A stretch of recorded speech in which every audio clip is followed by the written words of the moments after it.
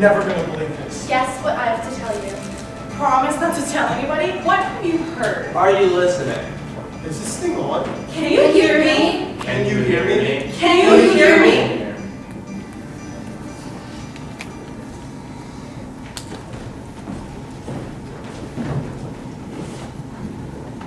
It took exactly 10 minutes for the entire school to hear that Josh had accused Mr. Pender of sexual assault.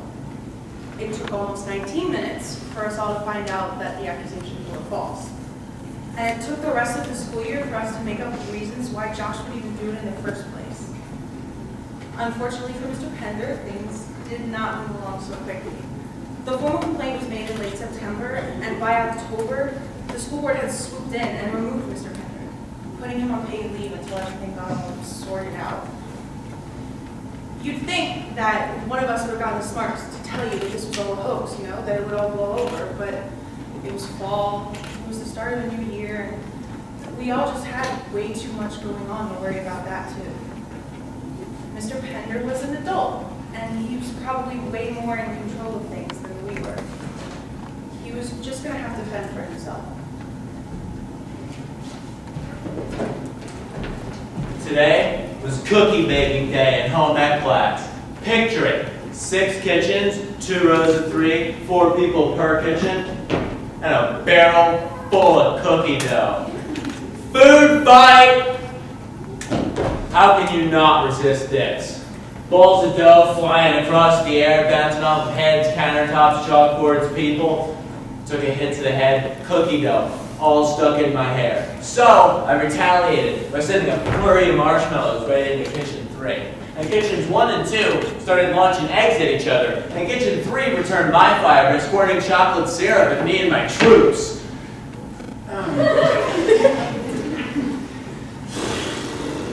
And the back 3 kitchens were in duck and cover mode. Ow! But then everyone gave up and joined in, even the geeks. It was guerrilla warfare. Flour, chocolate chips, sticks of butter all soaring through the air. Then one of my men went down when he took a load of sugar to the face. Somebody could have lost an eye. It was awesome. The best part was when kitchens 5 and 6 combined their loads of egg ammo and started pelting it up to the front of the classroom. We just hit our teacher who had just re-entered the room, now with 4 eggs running all up and down her new suede jacket. I've never seen somebody's face turn so many shades of red and purple before. I thought her head was going to explode. But, man, we'll be cleaning up the home ec lab for the next 3 weeks, but it was so worth it. Geeks, jocks, goths, all working together to spread terror. It was a beautiful thing. I think we should collaborate more often. Just think of all the hijinks we can do.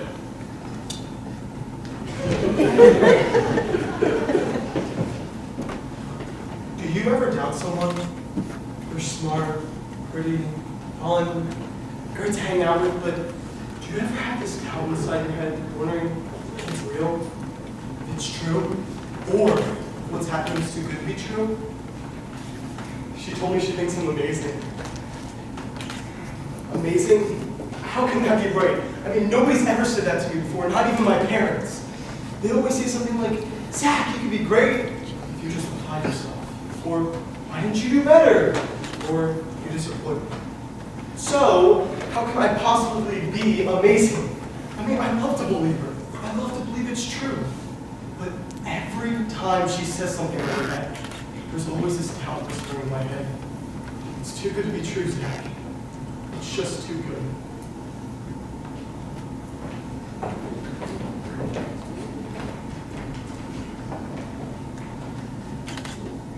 Nightmares, nibbling away at the corners of my sleep, dark, scary poison seeping its way into my dreams. I toss and turn at night. I wake up in cold sweats. I lie awake for hours afterwards, terrified that if I close my eyes, it'll start all over again. I'm 16 years old, and I'm afraid of the dark. And you want to know why I fall asleep in your classroom? It's because my nightmares have consumed my sleep.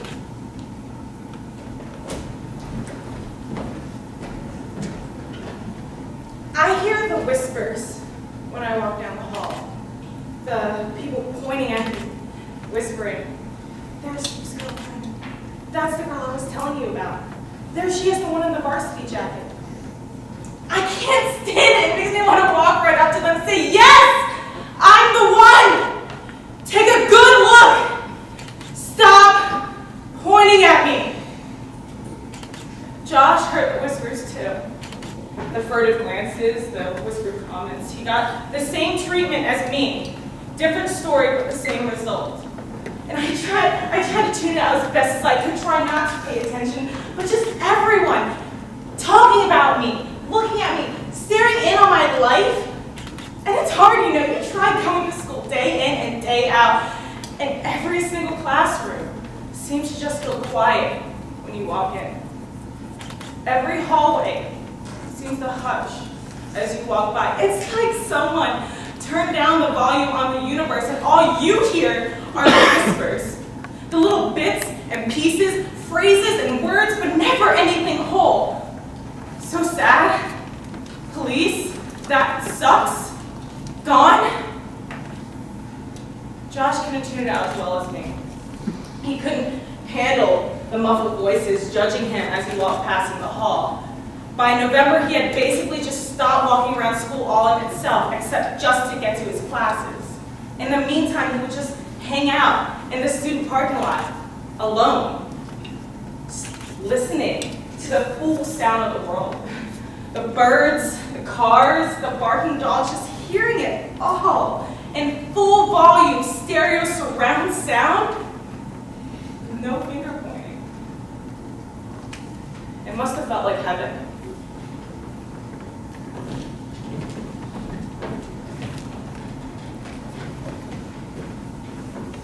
Remember when you were a kid and you played the game telephone?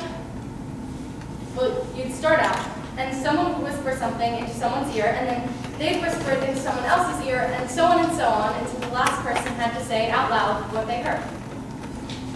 Easter Bunny could turn into Sister Honey. How are you today could turn into Bow, are you okay? Nothing ever came out the other end right. And the longer the sentence, the more mixed up it got. And we'd laugh about how silly the mix-up was. Problem is, instead of realizing that whispering distorts the truth, we learned that we could turn the truth into a joke. Funny. That.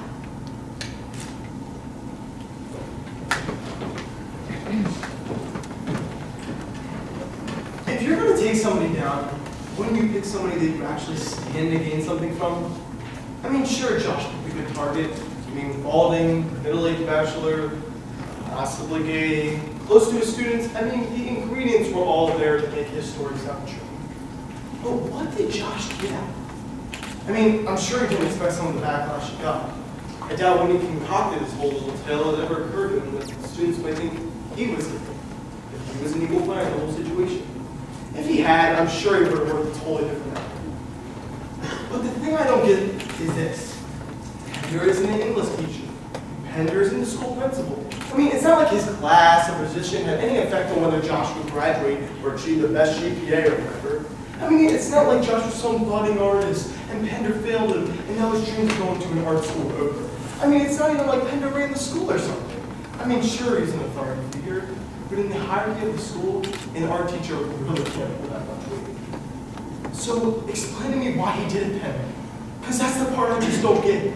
There was no fringe benefit for bringing this guy down. He wasn't a pedophile that needed to be taught a lesson. He was just some average schmuck trying to get good at his job. Who would mess with him?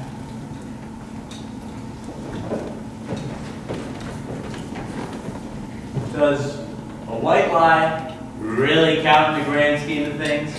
I mean, you got your big whopper lies and your middle of the road lies and everything in between, but does a white lie really count against your rap sheet? I mean, the white lie, by definition, is best used when you're trying to be polite. Like when you go to your Aunt Esther's for dinner and she serves up head cheese and asks if you like head cheese, and you say, "Oh, I love head cheese."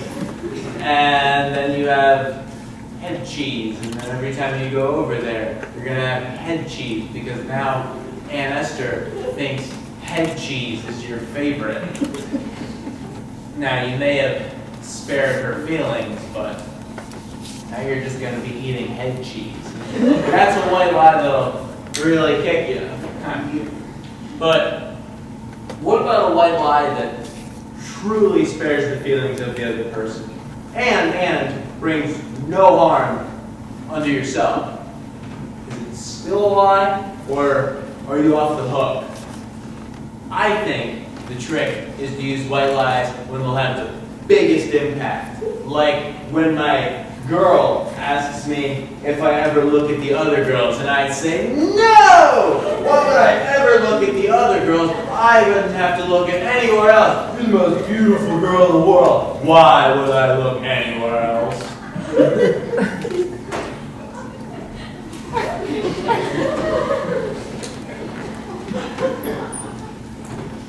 Cause of death, undetermined. That's what it said on the police report for Steve's accident. No mechanical malfunction with the car, not weather, no other car collided with him. You see, they ruled all of that out. So what we're left with, the ones that loved him, is cause of death, undetermined. He couldn't have fallen asleep behind the wheel because he'd only been on the road for about 5 minutes in the first place. And he didn't kill himself because the way that the car careened off the road, well, that would have been impossible to orchestrate, even if he wanted to. Even if he wanted to have been pushed out the back window because the force of the impact was so strong that his seatbelt broke. Even if he wanted to have hit that power pole when the car spun around, slicing it in half. Even if he wanted to. The police officer said that there was no way someone could do that.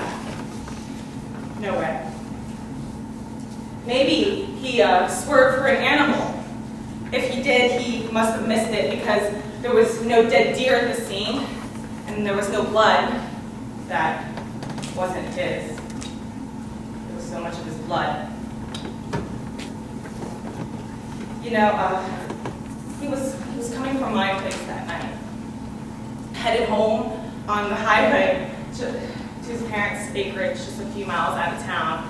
We had just watched a new movie that night and ate popcorn, joked around.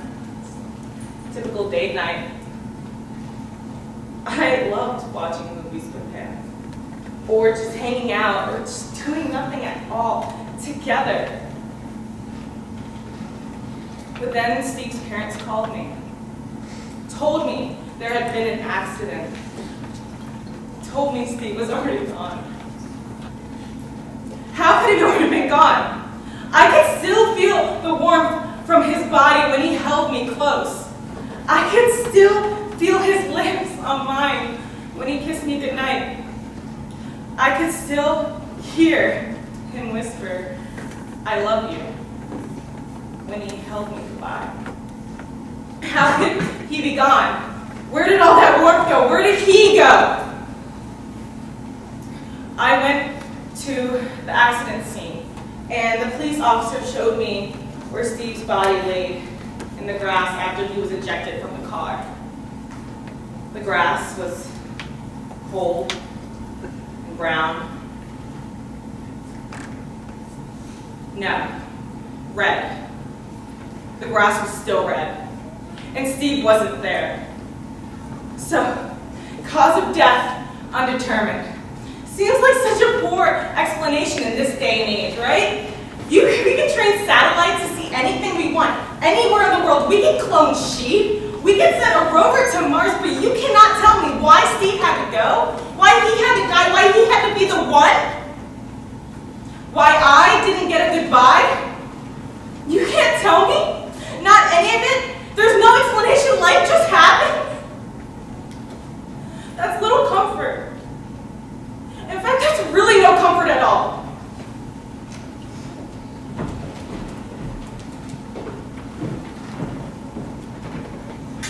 much do we owe our parents? I mean, I love them. I appreciate all they've done for me. But how much of my life do I owe them? Do I have to grow up to be them, become who they want? I mean, where's the room for what I want to do, who I want to become? How do you draw that line?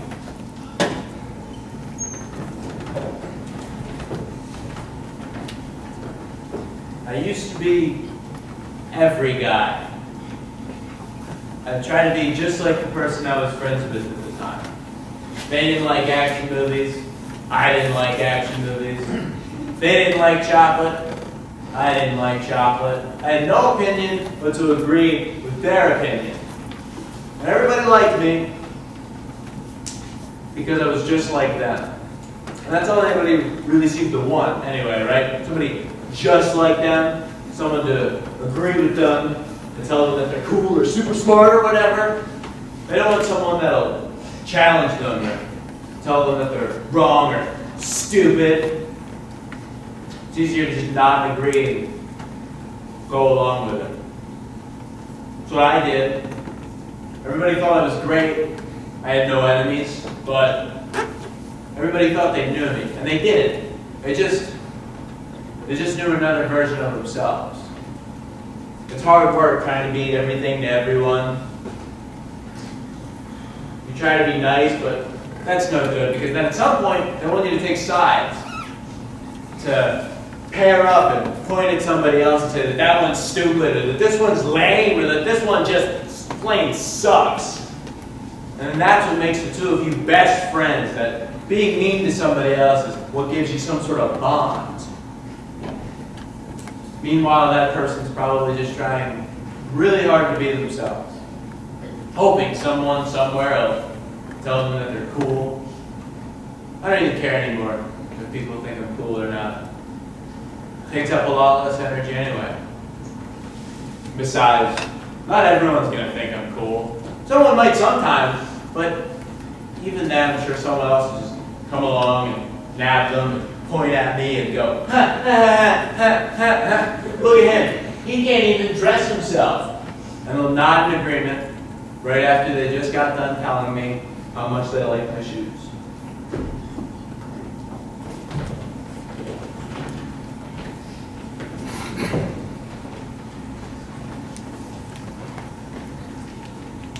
When I first heard what happened to Josh, I thought, if he can stand up, then I can too.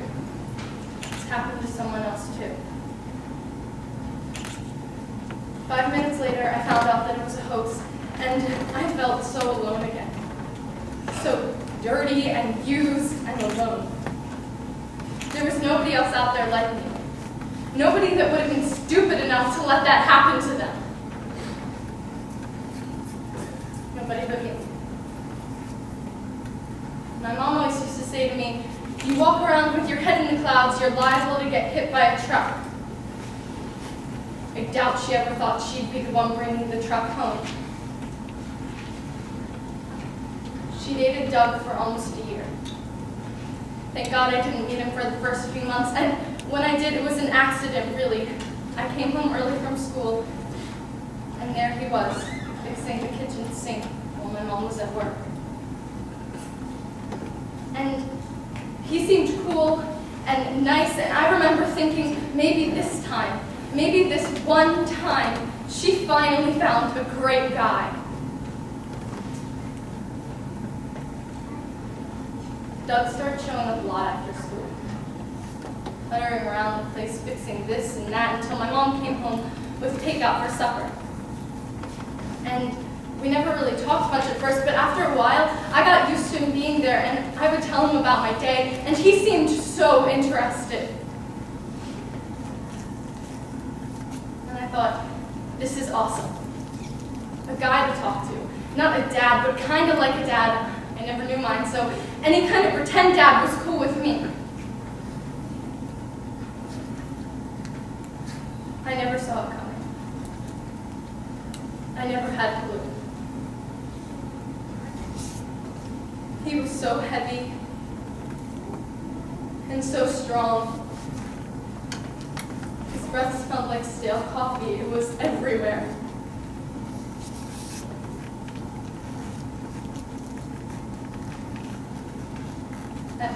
as he was leaving, he sort of cocked his head and smiled and said, "This'll be our little secret. See you tomorrow." On the wall, and I hugged my knees. When he got to the door, he turned around, all warm and carried on, and just cold, steel blue eyes, and said, "Don't tell your mother." And then he sort of smiled and said, "You were begging for it anyway."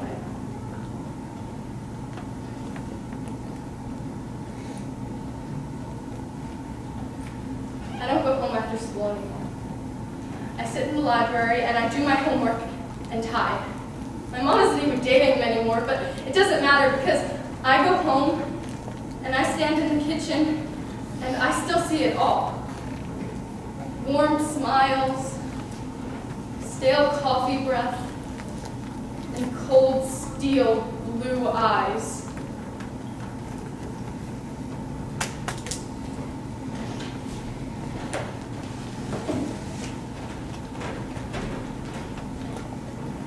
By Christmas, you'd think they would have had the whole thing figured out, known that it was a hoax. But like every good lie in life, there was just enough truth in what Josh had said to make Mr. Pender look suspicious. Just enough of a doubt in his complete and utter innocence that by Christmas, the courts were setting dates, the lawyers were talking deals, and the school board was panicking. Big time. Mr. Pender didn't walk through the halls of school all fall, but his presence was there all the time anyway. New rumors surfacing all the time, new whispers in the hall, tall tales about his secret sex life and his fetish for little boys. Josh wasn't getting off scot-free either. I mean, once people heard the few kernels of truth in his story, he was all of a sudden pitied, or he was put under the same dark cloud of suspicion that Mr. Pender was under. While Pender and the school board were busy spinning the story towards innocence, Josh was learning that every lie that you tell takes its toll. It has its price.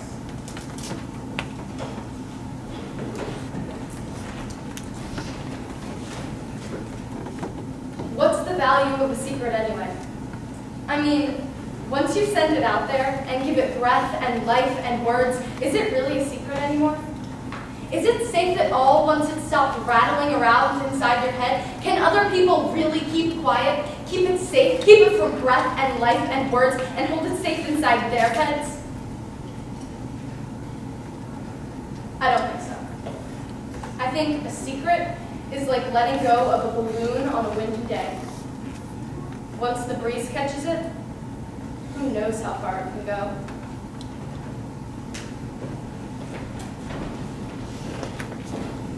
I used to have the best hair. I mean, seriously, girls thought it was the best. I mean, it was long and curly, and they ran their fingers through it. It was like my ticket to girl paradise. But that was before my parents made me cut it. Said nobody who looks like a hippie is ever successful. So, my dad hauled me down to the barber shop and said, "Give this boy a proper haircut." Now, I look like every other guy. Every other guy with boring hair. Nobody swoons over it. Nobody runs their fingers through it. I mean, it's like girls don't even see me anymore. I mean, Shauna keeps telling me it'll grow back, but it's like the real Zach disappeared with the hair that got swept off the barbershop floor. I mean, I get a haircut and I'm invisible. My parents are ruining my life.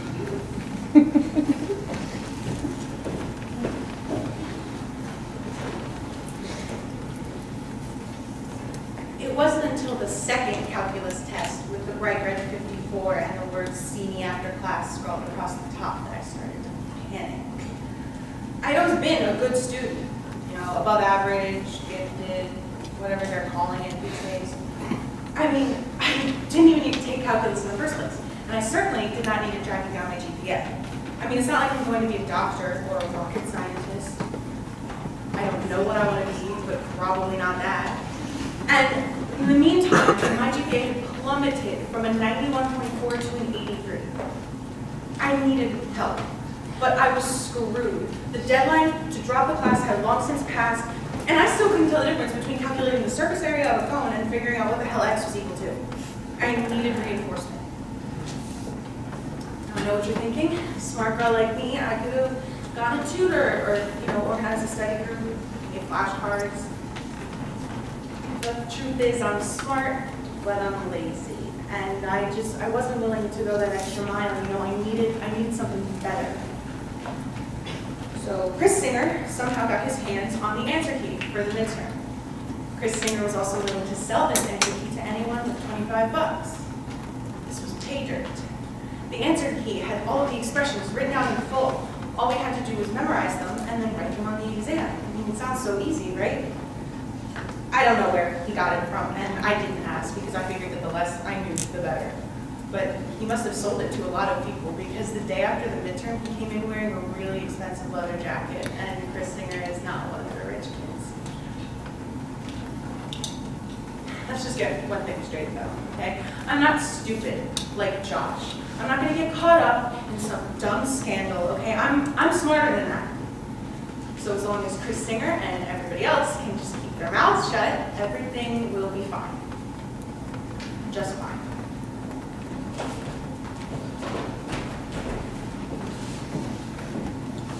How much of what we hear is firsthand?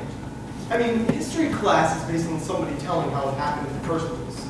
A version handed down from person to person, sending it into the future so we all can know.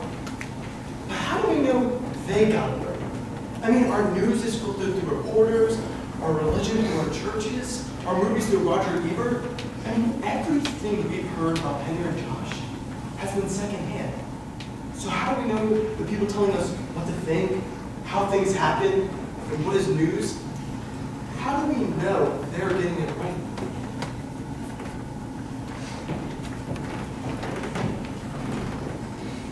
By spring, Josh got tired of the pointing fingers.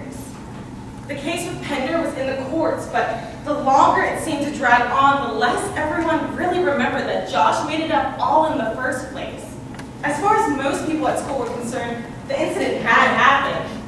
And the people that thought it was a prank thought Josh got exactly what he deserved. Complete isolation. A total social outcast, the lowest rung on the social ladder. But you don't just arbitrarily screw with someone's life and get off scot-free. That's just not how things work. Unless you're God. He can mess with lives at a whim and just watch the fallout as lives crumble beneath him. And Josh certainly was no God. Not even close. And maybe he had a reason for what he did, some sort of explanation, then maybe he would have gotten some sympathy.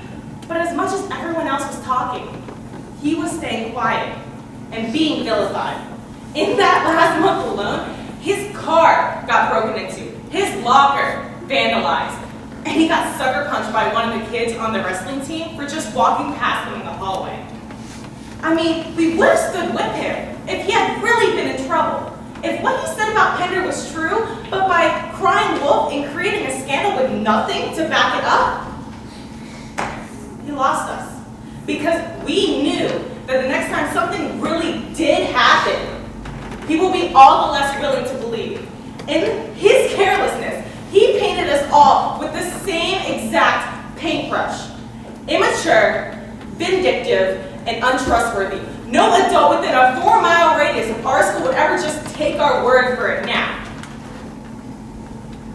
But then Josh moved to a different school in a different district in May. No one would know him there. Know what he did? He'll have a chance at normal. A chance just to be. You know, I envy him that. That chance to go somewhere where nobody knows your backstory, your business, or your deal. I'm so tired of being the dead guy's girlfriend. I'm tired of being pointed at and pitied. I don't think what Josh did is good or right or just anything. I just wish I hope that wherever he is, that he got his chance at normal. Sometimes that's all it would take.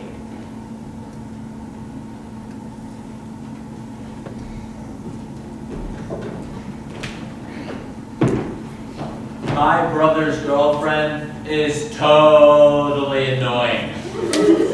And so is he, whenever she's around. They're always like, I love you. No, I love you more. No, I love you more. No, I love you more. No, I love you more. No, I love you more. No, I love you more. No, I love you more. No, I love you more. No, I love you more. No, I love you more. No, I love you more. No, I love you more. No, I love more you more. No, I love you more. No, I love you more. And I'm all like, oh my god, I want to gouge my eyes out.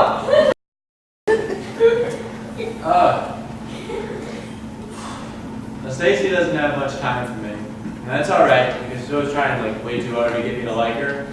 They're always trying to include me in their junk and ask me how I am and trying to be this totally fake, suck up to the little brother, sickly sweet girlfriend type. It drives me nuts. My brother has the IQ of Jello when she's around. She can say something like, one day, I think dogs are going to rule the planet. And he'd say that she was totally right. I swear, watching the two of them is like watching some really bad sci-fi movie where all the teenagers have become these really polite, bacon-headed robots. Ugh. Sadly, Stacy and I both applied for the same summer camp jobs as Kids Day camp counselors for the city. And as part of the application process, we had to attend a weekend seminar on play leadership. So that we could be the best camp counselors we could be. So not only did I have to give up an entire weekend, but I had to spend it. Stacy. It was agony. We had to do everything together. We had to sit together. We were in every group activity, and she wouldn't stop talking about how great Brian is. And isn't the color pink something? And wow, what are you doing? I yawn? Everybody yawns. By the time first aid training came around, I wanted to grab something and impale myself with it. Anything I could find, just so I could pass out and enjoy some silence for a while. Then, after learning how to fix free hands in a severed bicycle incident, it came time for the instructor to put us into pairs for training on, mouth-to-mouth resuscitation, CPR. My brother's girlfriend, Stacy, me, Stacy, mouth-to-mouth resuscitation. My mouth, Stacy's mouth, my brother's girlfriend, mouth-to-mouth resuscitation. Oh my god. Gross. So as soon as Stacy hears that, she freezes, I freeze. Nobody's saying anything, nobody's moving, nobody's gonna touch anybody. Not on the face, not on the mouth, not anywhere for that matter. And then the instructor says, stop dawdling, you two, pick a spot on the ground and start practicing. And then she was us into action quick. So Stacy grabs onto the girl next to her, and I grab onto Adam. And Adam's like, I'm supposed to be with her. And Stacy's like, I'm supposed to be there now. I want to kiss my brother's girlfriend because that makes it seem like I'm going to kiss my brother back. The only thing worse than having to actually save someone via mouth-to-mouth resuscitation is having to practice it on your brother's girlfriend.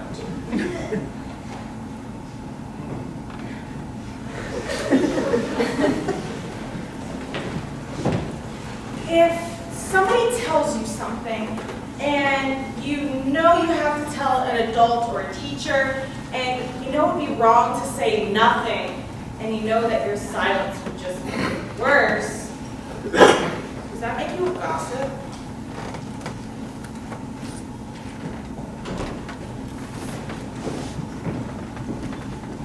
I never meant to break her heart. I meant to keep it safe, to protect it. But in the end, that's what I did. Broke it, I mean.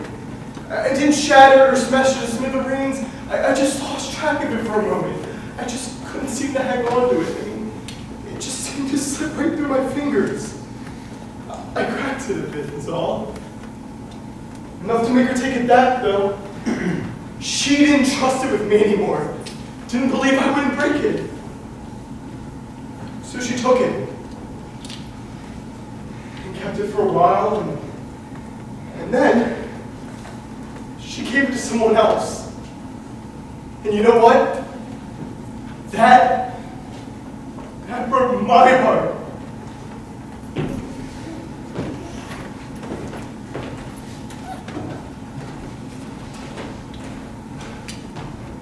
They say that you can't kid a kidder, and that's true, but you can pull the wool over her eyes for a little bit until she wises up.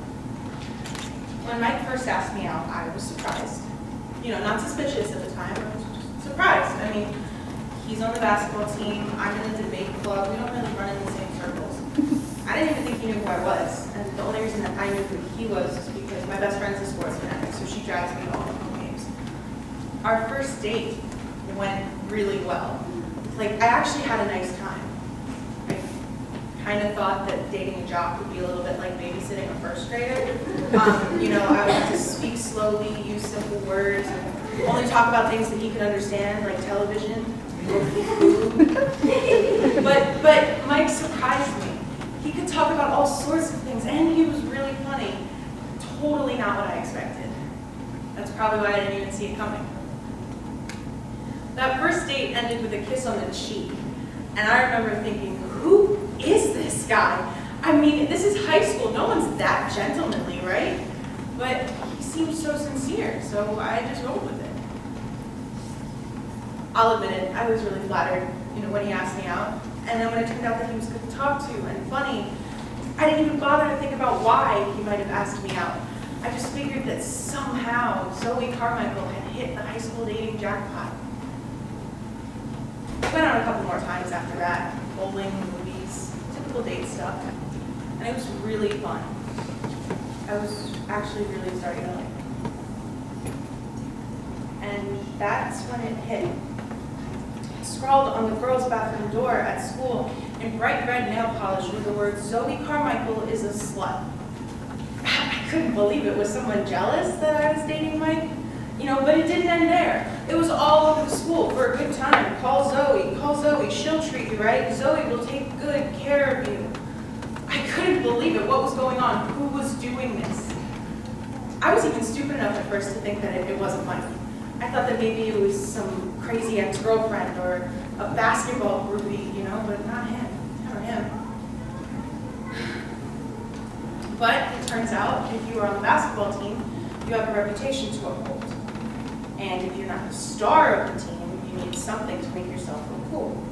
So, after our first date, our young Romeo told the entire basketball team that he scored with me on the first night out. Said that he didn't have to waste 3 months on a relationship like the other idiots on the team. Said that he was so irresistible, I couldn't keep my hands off him. And then he proceeded to tell even better versions of the story every time we went out.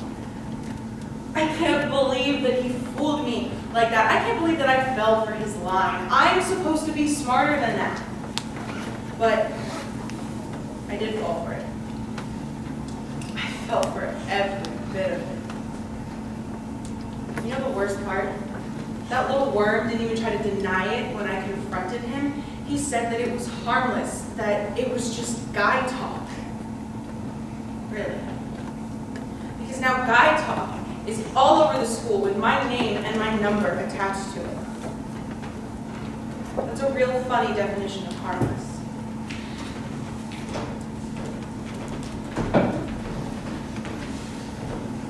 In 9th grade, we had this crazy French teacher named Mr. Mobian, who was a former pro football player, and he would yell at you all the time.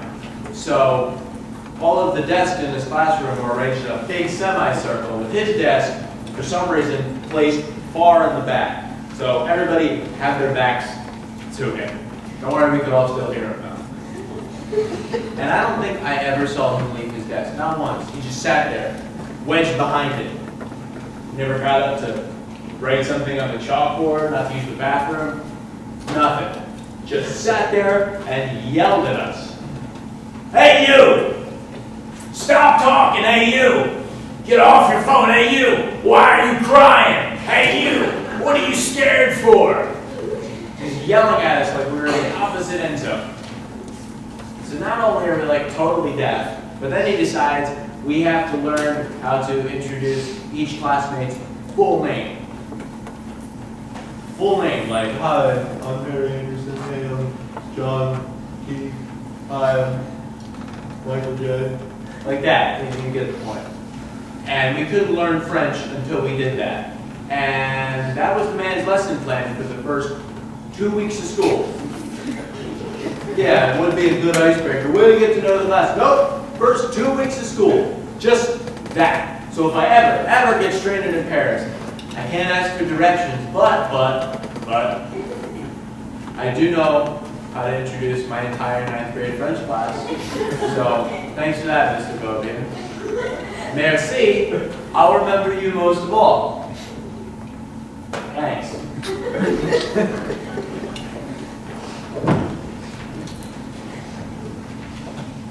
Mr. Pender doesn't know me. He doesn't know who I am.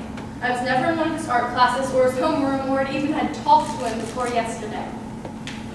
Mr. Pender came in last night with a bunch of friends, and I took the order and then I brought out the drinks when they were ready. And then I just watched him from behind the counter while pretending to clean out the drink cooler. And he seemed happy, jubilant, laughing, having fun.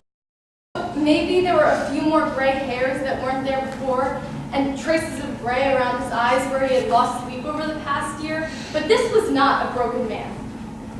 Wounded, yes. Battle weary, sure, but not broken. There were still smiles and joy and laughter here. That hadn't faded. Okay, so he might have been a bit of a faded copy of his former self, but he was still him, you know? He didn't let what Josh did take that away from him. He didn't let Josh get to him. When I first heard what happened to Josh, I thought, if he can stand up, then I can too. And then I found out that he was a fraud, but that doesn't even matter, you see, because I had it all wrong. I was paying attention to the wrong guy. It's Mr. Pender I should have been paying attention to. If he can get over it, kick back and relax with a bunch of friends, then so can I. Doug doesn't get to win. I've let what he did keep me scared for long enough. It's time for me to be me again. It is time to laugh and smile and let the hurt wash away. They say that everything happens for a reason. And I'm not sure I believe all that's true, but if it is true, then maybe Mr. Pender came into my coffee shop last night to let me know that there's life after pain, and there is joy after sorrow, and that there is laughter after innocence is lost.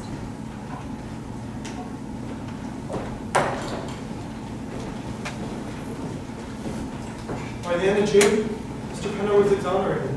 His name cleared, his innocence restored. He was sent back at a school at full teaching status like nothing happened. But that's not the truth. I mean, something did happen, something big. I mean, some kid had a lie shopping around, and his luck, the school board was buying. Now, to be fair, God willing, the right people will listen to you when you're in trouble. When you have a big problem, you need someone to help. When that happens, you don't want the powers that be to not be there, to not listen, to not believe. But I always hope that those powers could tell the difference between a con man and a victim, between a tall tale and a lie. But in every story, in every lie, I mean, there's a lot of black and white shades of gray. And it's pretty difficult to figure out who's saying what belongs to whom, and where everything fits. I mean, there's no X-ray vision or magic truth serum or superheroes to figure it out. Only two voices telling very different stories. A bunch of guys trying to wrap it all. But Mr. Pender never came back to our school. I mean, not even to pick up his personal belongings. I mean, one of the other art teachers did that and shipped them off to wherever he decided to go. I don't even know if this stuff is going to be used with the new classroom again. But I do know why he didn't come back to our school. It's because for him, the school wasn't safe anymore. He wasn't just betrayed by Josh. He was betrayed by all of us. All of us who knew it was a lie and didn't say anything to come into his defense. Didn't step up to the plate and defend him. We let Mr. Pender hang because all of us were being too self-absorbed and too apathetic to lend him a hand. When Mr. Penner needed us most, we just ignored him. Who would want to come back to a place like that?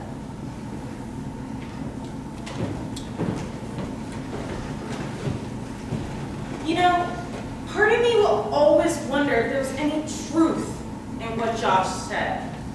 Maybe it wasn't as bad as it claimed, but maybe Penner did something. Nothing big, nothing huge, nothing over the line, but something. Something big enough to set off alarm bells in Josh's head, feeling like he needed to sound a call before something really bad did happen. Before whatever uneasiness he felt about Pender came to pass. Maybe it wasn't even a lie at all. Maybe it was a warning. Did you ever even think about that?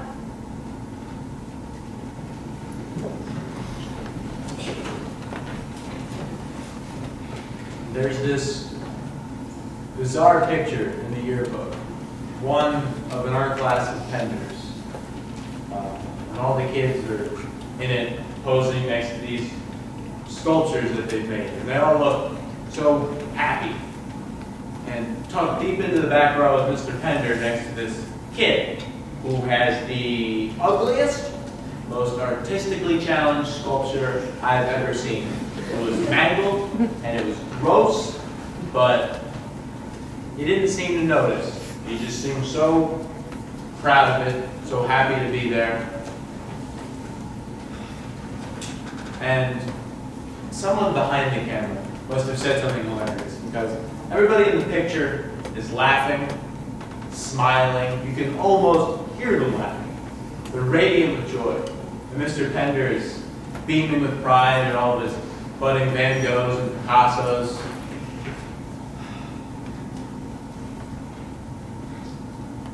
Everybody just looks so happy.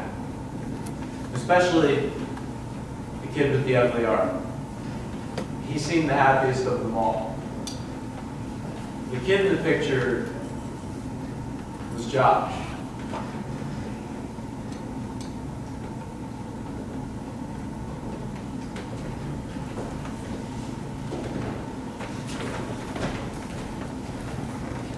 They say that a picture speaks 1,000 words, but our yearbook pictures don't tell us how Josh and Mr. Pender went from artistic euphoria to criminal court.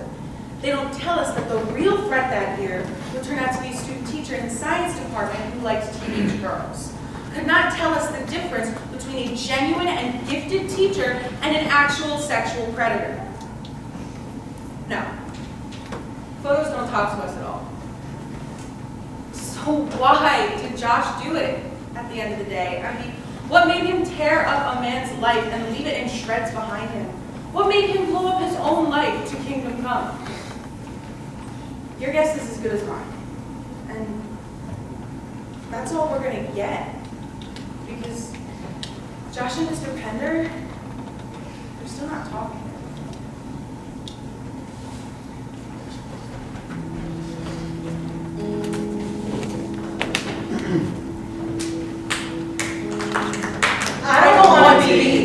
Picked on, Picked last. Pushed around, Laughed at, left behind, walked on, Tossed aside. left out, shouted to, torn. hurt, ripped, Scarred. Forgotten. I don't want to hear my name. echo in the sound, Whispers, Just Give. me.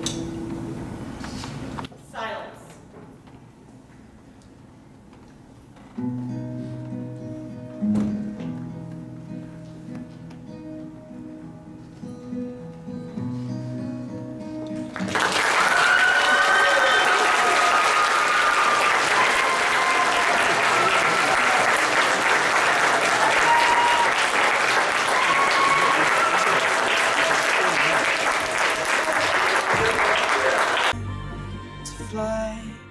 To fly,